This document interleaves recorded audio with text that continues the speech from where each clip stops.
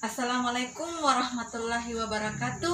Hai, perkenalkan nama saya Ahriani, pendamping PKH Kecamatan Bisapu, Kabupaten Bantaeng, Provinsi Sulawesi Selatan. Assalamualaikum warahmatullahi wabarakatuh. Waalaikumsalam warahmatullahi wabarakatuh.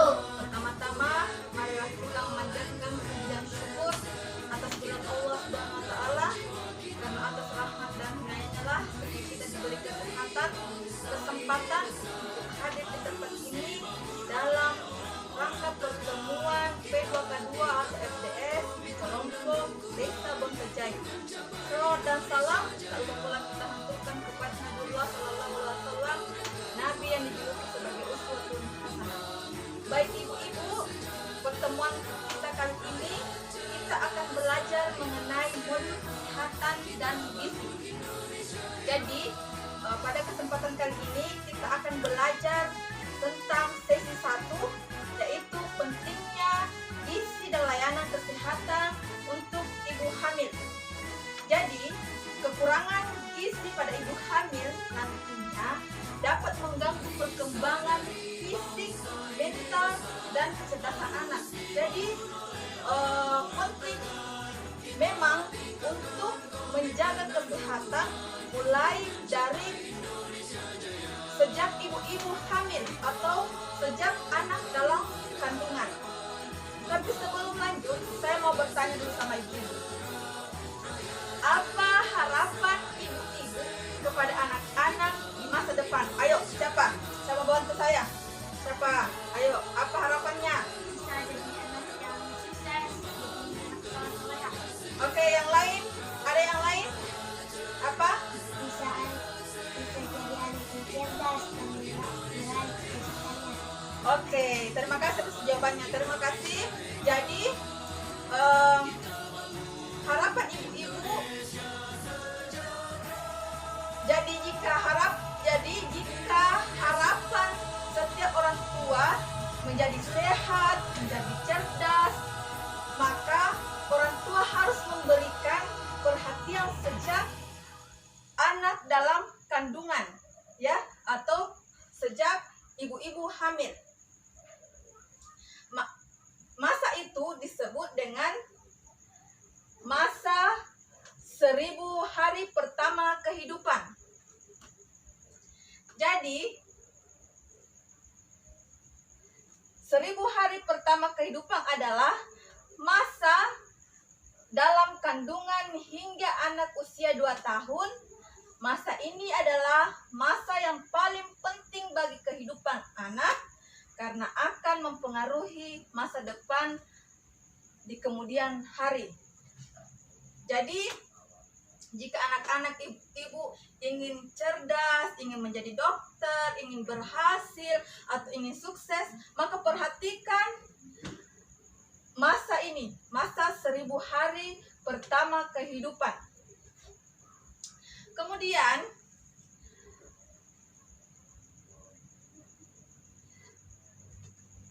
saya perbaiki dulu ya ibu-ibu.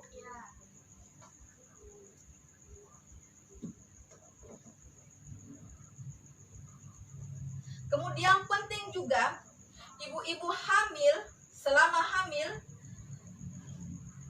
ibu-ibu harus ingat berapa banyak yang harus ibu makan dan berapa banyak dan apa-apa saja yang harus tersedia dalam piring ibu. Kita coba perhatikan dalam gambar ini isi piringku. Jadi selama hamil ibu-ibu harus memenuhi kebutuhan karbohidrat. Karbohidrat yang dimaksud adalah makanan pokok seperti beras, jagung, umbi, ya.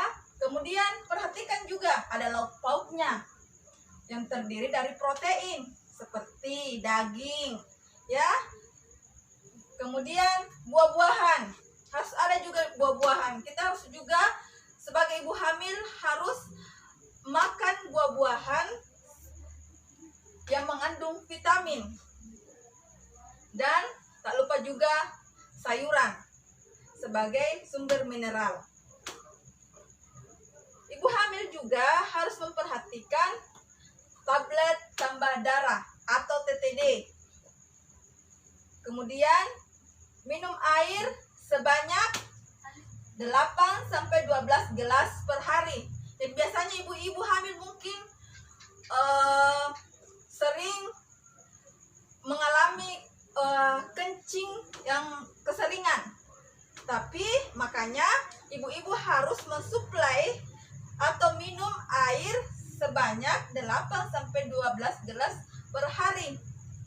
Kemudian biasakan untuk mencuci tangan. Oke.